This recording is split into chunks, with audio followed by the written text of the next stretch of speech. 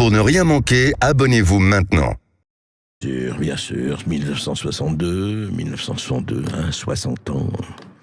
Un peu plus de 60 ans, voilà, j'ai quitté mon pays, il s'est passé ce qu'il passait, on va pas revenir sur l'histoire. Mais quelque chose se passe aujourd'hui, justement, on a parlé avec Virginie Geron, avec la semaine dernière de Lampedusa, des migrants, etc. Et puis, il y a un certain nombre de gens, ils ne sont peut-être pas nombreux, mais ils existent, qui ne veulent pas du tout émigrer en Algérie, mais qui veulent aller se recueillir ou soigner le tombe de leurs parents, grands-parents, arrière-grands-parents, qui sont morts là-bas. Et apparemment, ça pose des problèmes. Bonjour Jocelyne Quesada. Bonjour Monsieur Berkoff et merci de me permettre de m'exprimer. Écoutez, ça fait partie de la liberté d'expression et c'est la nôtre. Vous êtes membre du Conseil de sauvegarde des cimetières d'Oranie.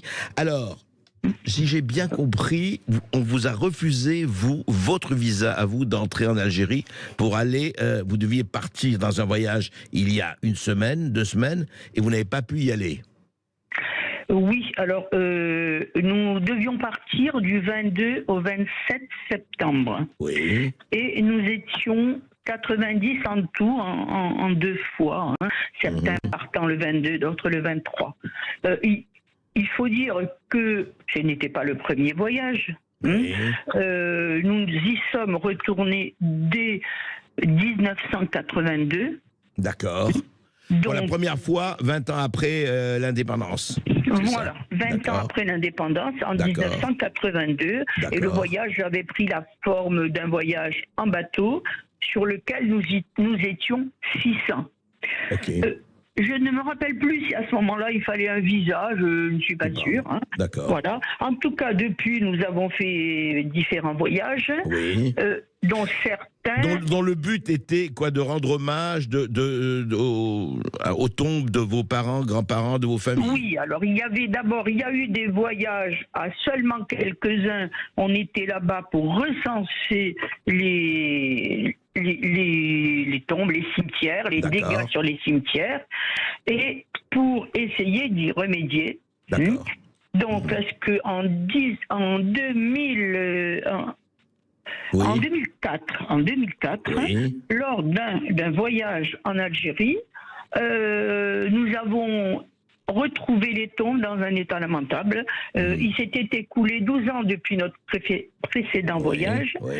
Et pendant ces années-là, c'était la décennie noire, comme ils appellent en Algérie. Voilà.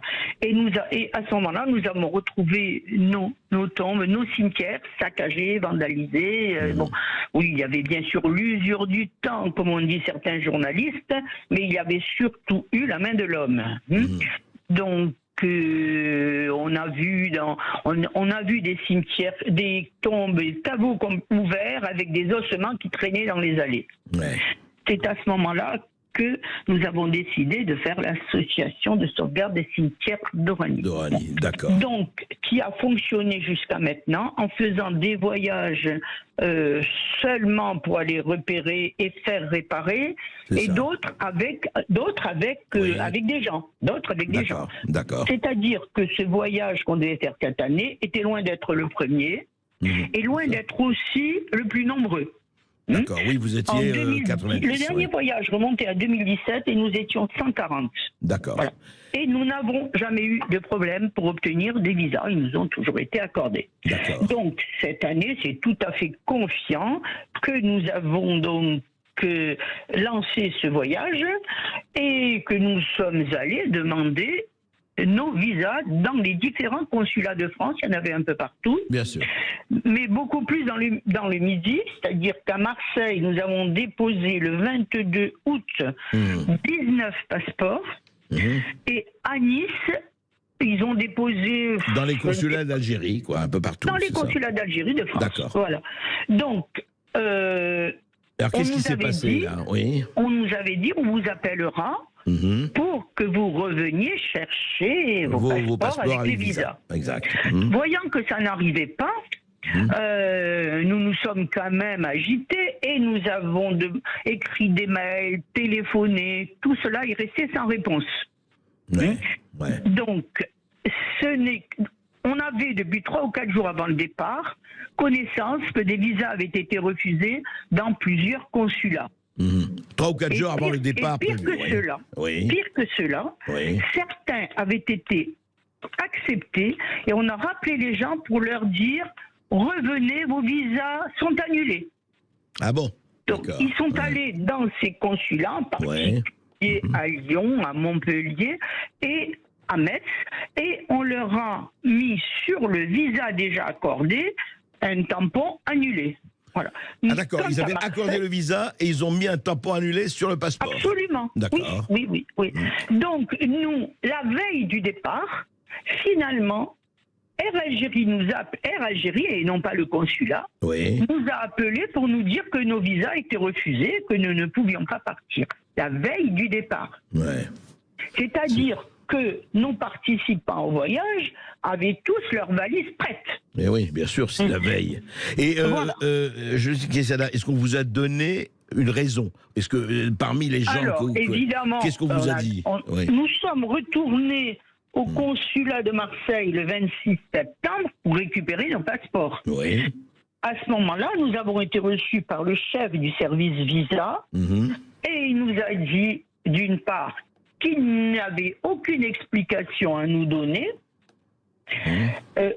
ajoutant notre peuple est souverain et a le droit d'accepter chez eux qui il veut. Bon. Et ensuite, il nous a dit que parce qu'on avait payé 110 € pour nos visas et que ça ne nous serait pas remboursé. Ah bon? En plus? Non. Il ne vous a même pas dit ce sera remboursé. Ah oui, d'accord. Oui, oui. Voilà. Donc, pour nous, oui, ce n'est pas bien, mais ce n'est pas le pire. Le pire, non, bien sûr, mais c'est le geste. Oui, les participants au voyage étaient des octogénaires, des septuagénaires, bien sûr, voulant retourner, beaucoup retourner pour la première fois, disant je veux revoir mon pays natal avant de mourir. D'autres plus jeunes voulaient connaître le pays natal de leurs parents. Et donc, imaginez leur tristesse, leur désarroi, leur peine, oui, bien sûr. Leur peine, quand ils se sont retrouvés devant leurs valises pleines et sans pouvoir y aller. Certains, il y en a une qui nous a dit, mais moi j'avais même pris des fleurs artificielles pour les mettre sur la tombe, j'avais pris de la peinture pour repeindre les lettres, voilà. Voilà. Donc, évidemment, c'est une situation qui nous met en colère parce que nous n'avons pas d'explication. Il nous a quand même dit, avant qu'on s'en aille, la prochaine fois, essayez de revenir moins nombreux. Ah bon? Parce qu'il estimait que 90 était une invasion. Peut-être, il pensait qu'on allait refaire la conquête de l'Algérie. Attendez, il vous a dit ça, Jocelyne Quesada, il vous a dit, la prochaine fois, essayez de revenir moins nombreux. Exact.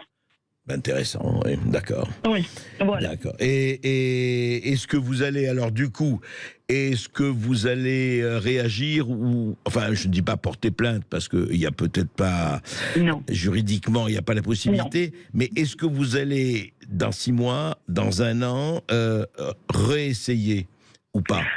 Alors, pour ma part, non, c'est terminé pour moi. Non. Non, écoutez, on nous a déjà donné un coup de pied en 62, un autre maintenant, ça suffit comme ça. Les autres, je ne sais pas, ils ont tellement envie d'aller peut-être, mais on aura du mal, nous, association, à organiser un nouveau voyage. Oui. On aura du mal, je ne sais pas, malheureusement. C'est très étonnant. On va essayer d'avoir, nous, une réponse. Mais on est très étonnés. Mais je voulais savoir ce qui s'était passé. Mais c'est quand même tout à fait étonnant. Alors, est-ce que c'est lié au fait du refroidissement des relations franco-algériennes? On le sait pour des tas de raisons. On ne va pas rentrer là-dedans. Mais je ne sais pas si vous savez, Jocelyne Quesada, j'aimerais savoir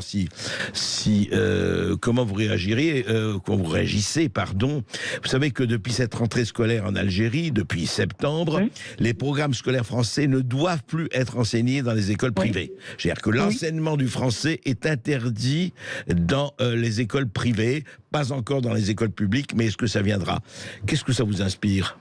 Mais qu'est-ce que ça m'inspire? De toute façon, on y allait tout droit. Ça ne me surprend pas en tout cas. Je peux vous dire que pour être allé plusieurs fois en Algérie, le français est parlé par tout le monde. C'est Oui. vrai. Bien sûr. Mais il y a toute une génération qui s'éteint, comme la nôtre d'ailleurs. Cette génération-là parlait français et même parlait, pour ce qui concerne nos rangs, espagnol. Ouais. Ouais. Et c'était même très drôle parce qu'il commençait une phrase en arabe, il a continué en espagnol, il la poursuivait en français. Ouais, bien sûr. Voilà. Donc cette génération s'éteint. Bon, vu les rapports conflictuels, c'est le moins qu'on puisse dire, entre la France et l'Algérie, ce n'est pas étonnant qu'ils arrêtent le français. Et c'est l'anglais qui va remplacer tout ça. Et c'est l'anglais qui va remplacer le français. Oui. Ouais.